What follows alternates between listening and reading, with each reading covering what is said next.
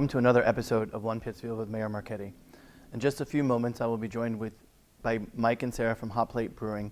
But first, as we usually do, I want to share a few updates with you. Over the past couple of weeks, I've had several meetings and attended several community events that we can quickly recap. First, I was attending the Williams Elementary School volunteer celebration. All volunteers that helped during the course of the school year were invited to an assembly with the entire school, and each grade gave a little quick performance. I attended the BRTA advisory board meeting, a public hearing on our middle school restructuring program as a member of the school committee. I attended the Pittsfield Community Justice Support Center client recognition ceremony, which was like a little graduation there. I joined the Adult Learning Center graduation and offered remarks to the graduating class. The Casella transfer station opened for full operations on June 18th, and we were there last week to do a ribbon cutting, and Casella is now accepting trash and recycling materials along with yard waste. And the facility is now fully open for trash, recycling, yard waste, bulky items, including mattresses, metals, electronics, and more. We made a quick stop to the RSVP open house to check out their recently renovated space. We joined the Berkshire County Historical Society for their Lafayette celebration. We attended the Berkshire Carousel grand opening, and thank you to Janet Crawford Hicks and the group of volunteers there who heeded the call to resurrect this beautiful gem in our city. The carousel will be open every Saturday and Sunday from noon to 5 during the summer. We joined the Berkshire County chapter of NAACP to raise the Juneteenth flag at City Hall, and then joined them in a march to Durant Park for the Juneteenth celebration. We attended the Living and Recovery Policy Forum. We held the next series of our quarterly meetings with the downtown business owners and stakeholders, generously hosted by the owners of Hot Plates, who we'll be speaking to momentarily. We attended the Berkshire State of Work Summit at Berkshire Community College and joined the members of the Pittsfield City Sisters Commission and officials from Cape Coast, Ghana, as we did a virtual signing into a new sister city relationship. As a reminder, if your business or organization is celebrating a special milestone, we'd like to be able to share that information on the show. You can just email us at mayorsoffice@cityofpittsfield.org with the details, and we'll be happy to recognize you as part of this ongoing program.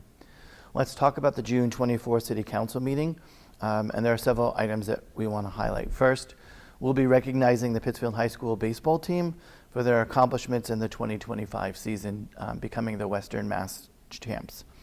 There are two presentations at the City Council meeting. One is the quarterly update from the administration regarding the American Rescue Plan Act and where we are.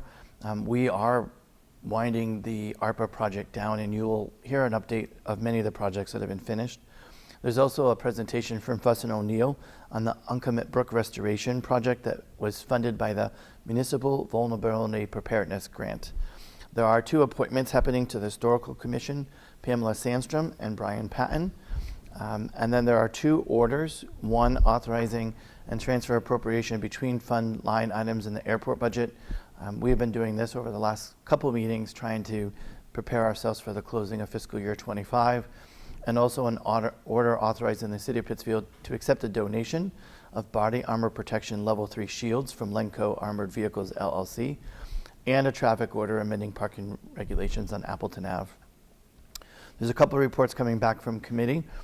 One is an order authorizing the city treasurer, with the approval of the mayor, to borrow a sum not exceeding $1,299,759 for the development of an integrated water resource management plan. A report from the Finance Committee on orders authorizing the city treasurer, with the approval of the mayor, to borrow a sum not exceeding $2 million for the Crosby Elementary School feasibility study, and a report from Finance Committee on an order transferring $800,000 from fire department to various items in Department of Public Services, and we talked about that at our last show, and a report from the Finance Committee on a review of our financial reports for fiscal year June 30th, 2024. So that concludes my updates. And now we'll turn to Mike and Sarah, who happen to be the first of our firsts in terms of downtown businesses that we will be highlighting as we go through this conversation. And so we just recently completed doing an introduction of all the city department heads. And now we're going to start a new chapter of One Pittsfield, and that is taking the show on the road and going to the fabric of our community, our downtown businesses. So my first guest in this new chapter is Mike and Sarah. Welcome. Thank you. So for folks at home who may not be familiar with Hot Plate, or as familiar with Hot Plate as I may be, tell us a bit about your journey to Pittsfield and how it came to opening this space. Yeah, so I mean, the story begins with just my desire to open a brewery. It happened 20 years ago. We were driving cross country and we stopped at New Belgium Brewing, and I loved what was going on there, and I didn't really know what that meant. Fast forward to me questioning what life was when I was doing a lot of international travel for my previous job and declaring that I wanted to start a brewery, and Mike said he was on board. He may regret that now. Sometimes. But then, and he had already started home brewing while I was traveling a lot, and so I started taking classes. And right as soon as I kind of declared that this was the next step in my journey, we lost gas in our condo in Brooklyn, so we didn't have heat, hot water, couldn't use our gas stove. So I started brewing on a hot plate, and we thought of it as a symbol of just kind of keep on keeping on. And you know, after 20 years of wanting to do it, I wasn't going to let anything stop me. So, and I think our journey into Pittsfield was, so when COVID hit, we were still living in that apartment that didn't have heat, hot water, or stove. So it definitely accelerated the progress of building a business plan and looking for a new location. Part of why we picked Pittsfield is we saw that in all of Berkshire County at the time, there were only 5 breweries, and there was nothing downtown that was like the tap room that we were wanting to bring here. And we know how much breweries were transformative in urban renewal in other places, and we saw that as consumers. And so we thought it could be a really good community hub here. And you know, after the last 2+ years, we feel like that's been true. So I go off script a lot, so this is this is something that's coming out of the thing, but something I've noticed that I think is important to point out. So any relationship, business or otherwise, is a true partnership. And when I look at the two of you and how you manage the business, there's truly a behind-the-scenes person who provides the flow of the beer, who makes the beer, and then there's the behind-the-scenes marketing of the business. And I think the two of you kind of are perfect as a match, that one of you takes one aspect of the business and one takes the other. How does that help with managing of the business?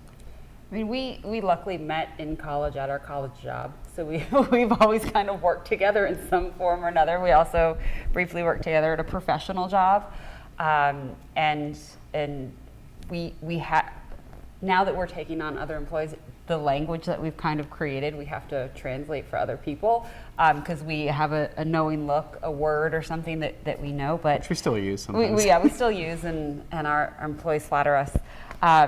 But it is something where we have to understand the boundaries we have to set personally and professionally, and then also the boundaries we have to set when, okay, he's booked something up front, that's what it is, or I am making this decision about a recipe and that's what it is. So we have to kind of go that way. Well, I was going to say, I think the other thing is one of the things we had to learn with this specific business is we both had about 20 years of our previous corporate jobs, but this is a very public-facing job. And so there's sort of like a public persona that we both had to adopt in running the business, and then the private persona. And as you touched on, like, there's the behind-the-scenes marketing Mike, and then there's the sort of front-of-house bartender Mike, and same thing with Sarah. And like, so Sarah's become this sort of Instagram star, but then she's also the person who's like doing the brewing, and you know, and so we've had to navigate like how much do you reveal and how much do you keep private. And I think even in our own relationship, how much do we bring home? Trying not to bring home a lot, you know, but that's, I think, a lot of the challenge. I was just going to ask, how much of Hot Plate stays at one school street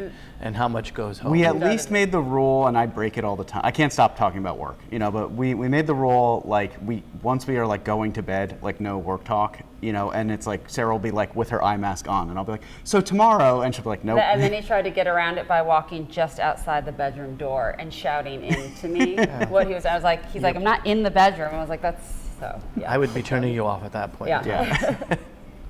So opening a business in the city involves many steps, process through obtaining all the proper permits, licensing, financial assistance.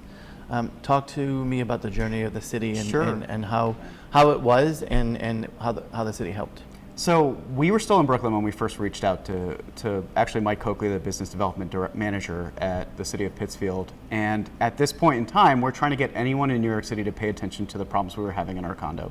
We were reaching out to city councilors, other local officials, and it was not gaining traction. At the same time, I reached out to the city of Pittsfield, and within, I think, one business day, I think even the same day, Mike Coakley called me back. And so we were like, wow, that's a city that's actually responsive and paying attention. And so he let me know about the previous mayor's red carpet team, and so we came up for a visit and met with the previous mayor and then some of the folks that were on the red carpet team then.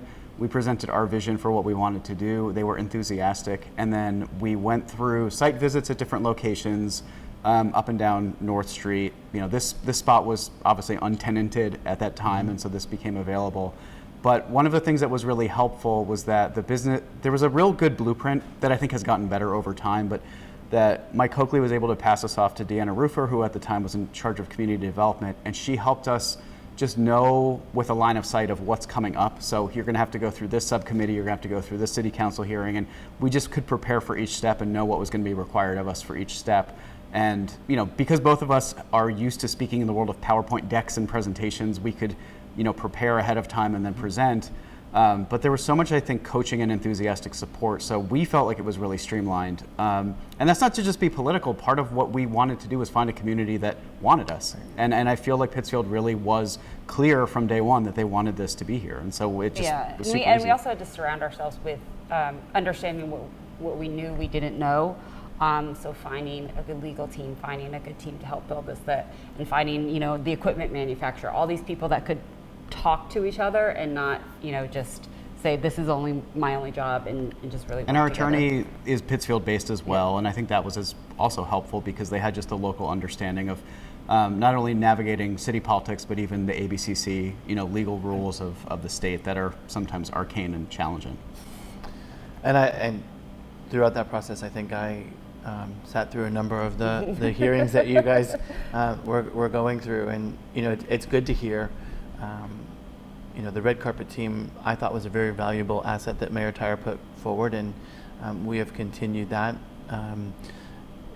If you have a prospective business that's interested, and you can put all the parties in the room at the same time. So here's the Mass Office of Business Development, here's the Mass TDI, here is Mass Hire, here is, when you put everyone in the same room, it's one-stop shopping. Yeah. So you may not get an answer that day of what you're looking for, but everyone in that room knows what your business plan is. Everyone in the room knows where they may be able to go back, and they'll say to you, hey, we have this program that can help, we have this program that can help.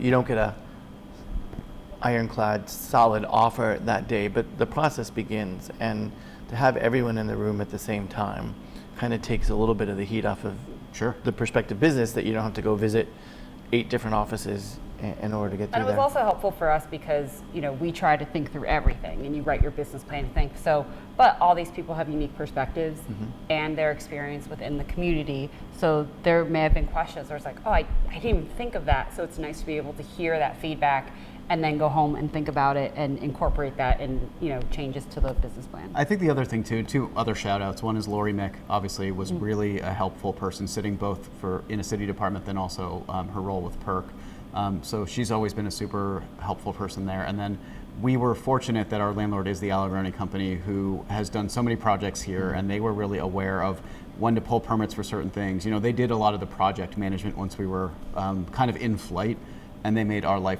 tremendously easier than if we had to try to do that ourselves. So I think, you know, it's corny to say it takes a village, but honestly, it was really both a public and private partnership to make this come to light. So what can visitors expect when they come to Hot Plate? What's the experience that you're trying to provide, and what makes you unique? Well, I always like to say, you know, that I always wanted a luggage rack at the door, so you can come in, just leave your baggage there, and just have it be a place that you enjoy. We really wanted to develop a third space, and so we have 12 beers on tap, but we know that not everyone can have beer, not everybody likes beer, so we also have wine, cider, seltzer, non-alcoholic beverages, and then all our beers made right here behind that wall over there.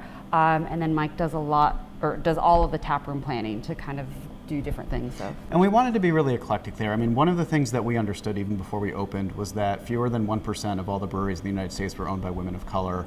But one of the things we saw, so Sarah used to do consumer insights for a living, and when we looked at the data, just from like female identifying beer consumers, that makes up 25 to 30% of the market, but they're very seldom marketed to, and it's a lot of times because breweries tend to skew a little more masculine in their look and feel. So having a brewery and a tap room itself that was a little bit more gender neutral, a little more whimsical and inviting, I think just from the aesthetics, that was helpful. And then the programming has really evolved over time, and we've just really leaned into making this a space for fun, obviously, is the primary goal. We have trivia nights, bingo, stuff like that. But in terms of like the music programming and other artistic things we do, we've seen a real opportunity to bring in original voices and independent artists who are looking for spaces to share their work. We were not that long ago trying to find a place for ourselves. And so there's been a really good symbiotic relationship with a lot of independent artists. And I'm really excited with how that's starting to evolve. I love the analogy of the luggage rack at the door. You know, when I come in here, I can get inundated or I could be left alone. And both of you really help the atmosphere of I'm a customer and I'm not here for being barraged with questions. And Mike, I know the number of times that we've sat there, we've had very just, how's your day going conversations, and then we've had some pretty in-depth conversations about the city, but you don't start the conversation, you let me open the door. If I open the door, you walk through it, but you don't hit me the minute I walk in with, hey, I got this thing I want to kind of talk about. And that means a lot when you go to a business that you can come in and chill out. And that was the thing that, you know, I know for us, and then we've told our staff as well, like, we are fortunate enough that the mayor comes in here as a patron, but sometimes he's wearing his mayor hat, sometimes he's wearing his Pete hat, you know, and I always try to like see how your day is going. And if you just need a beer to like chill out, then like I you know, get that space. And it's a privilege that when we can talk face to face about issues, that we will exercise that privilege, but I don't take it as an assumption. And I want you to feel comfortable first and foremost as a patron, like any guest, you know, sometimes they want to get, and I'm not good at small talk, so usually I get into it with people, but like if I can tell that they're just wanting to keep themselves, and you know, we let them be. So for me, it's a great experience. I can come and hang out, or I can make a quick stop. I miss the coffee at 8 a.m., but it's available at noon. At noon, okay. Yeah, all right. I think the Afternoon pick me up. The morning foot traffic was just not there yet, so I think we're going to revisit that at some later date. So let's go to talking about some of the great events that take place here. And you have a summer music series all lined up that I think is important to get out to the folks. The first night was excellent. I'm going to say the second night is excellent because this doesn't air until Monday, so we're just going to go out on a limb and say second night is. Nailed it. Second night is, but there are a large number of Friday nights left. So let's talk about Friday nights in the summer, and then let's talk about some of the other things that you've done. Is it Miss Doubtfire that's been here They've been a number here of few, times? yeah. You have a lot of great acts, so let's just talk to folks about them and how you can find out what's happening here. So absolutely. So this summer, you know, the Fridays in between the first Fridays, you know, one of the things that I saw last summer was that if we get a rainy first Friday, we don't get another shot at getting that many people downtown for another month. And over the course of the last year, we've also seen, as I mentioned before, a real uptick in interest in bringing independent artists, both from the region and outside the region, to come through here. We started doing punk shows here about almost 2 years ago now. And at first it was like a little bit, it was like, how is this going to work here? But the community's been really like respectful. They take care of the furniture. If they get a little too rowdy, we make them calm down and stuff like that. But one of the things we saw happen was certain bands were coming in here and we were getting young people from upstate New York, Capital Region, from Springfield, from the Pioneer Valley, sometimes Vermont and Connecticut. And I saw that gave Pittsfield the opportunity to attract a younger audience and people that don't normally come to a brewery or B, Pittsfield. And so one of the things I also wanted to do was, it's not a secret to anyone who lives in Pittsfield that you go out to dinner on a Friday night in the summertime and good luck finding a table at District or Sibaritas or, you know, any of the restaurants downtown. But if you don't see them outside, sometimes it's hard to realize how many people are actually downtown. So I wanted to have an outdoor event, knowing that we're in New England and sometimes the weather isn't always in our favor, but a downtown event where you can actually see people downtown, you can see the community coming together, you can see the diverse audience that we're able to put together. And music is a really good way to touch on a lot of different subgroups. So the first one was a little more country bluegrass, which is not normally a genre I personally listen to, but I knew that would be kind of very general for people walking by. The one that happened last Friday, since this is airing on Monday, was a really cool young artist out of Boston that played here once before, and I really thought he was a really talented songwriter, and I wanted him to come and share his music with a bigger audience. And then throughout the whole summer, we have blues rock, we have soul, we really try to touch on a lot of different genres. And then I also have to say, one of the things I was really surprised by, still feeling like the new kid on the block, was to pull this off, I needed to go out to different other companies downtown and throughout Pittsfield and see if they were willing to help sponsor this, to pay for the sound engineers, the bands, and the overwhelming support we got from small businesses and the amount of people that were like, I love how much energy is coming downtown. It was like, some people it was a cold email and I got a yes right. Like I had a whole deck that I was ready to take them through and I just got a yes. So this really was a community effort. We all know, I think Rebecca was in the last episode or maybe the one before, but we all know that Rebecca Breen is doing incredible work. So Downtown Pittsfield Inc. was really instrumental in getting this up and running. And we got really lucky with the first day just being this beautiful summer day. But for me, I've just been really proud of seeing how us teaming up with other artists has really created this new energy. And so in the tap room, we've also been trying to find eclectic mixes. I feel like I have more control and I can be a lot more specific in the tap room because I know just who my audience is. And then, in something that's downtown and for the general public, I want to be a little more aware that if you're just walking by, I want you to come in, not walk away. Right. Well, and you've also teamed up with a caterer. Yes. Who is here, so not only can you come downtown and get great music, have a good beer, but also some really good food. Yeah. And I also noticed, I don't know if it will happen all the time, but across the street, Bazookas was outside doing kebabs, so you had a choice of restaurants, and I think that's another piece to kind of probably sell about Hot Plate. You don't really sell food, right? But go purchase from a local downtown restaurant and come have a beer in a local downtown brewery. So like talking about promoting a downtown and stuff. All right, so you touched on some of the collaboration. And so you've worked with Elizabeth Freeman Center, Berkshire Pride, Berkshire Art Association, Nonprofit Center of the Berkshires. Talk to me about why it's important to have collaboration here. You talked about your bingo, and your bingo raises money for some charity throughout the time.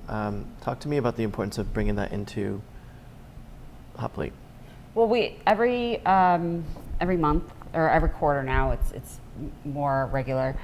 We have a beer on tap that is our community line. So $1 from every pint goes to a 501c3 that we're partnering with. So June, and then while the beer is on, it's called Be Curious. It's a honey kolsch made with local honey from some regulars that live like less than a mile away.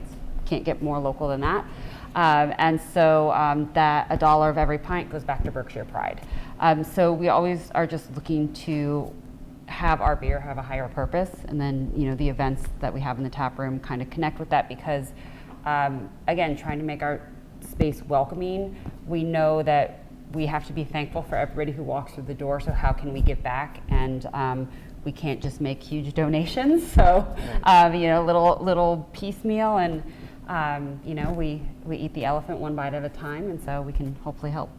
I think for me, I got the bug years ago. I worked for a B corporation that partnered with municipalities that was mostly focused on sustainability and municipal solid waste. So I've nerded out with Ricardo about this quite a bit. But it gave me the sense of how you can, use my marketing skill set, but then also try to actually make a real life impact on a community.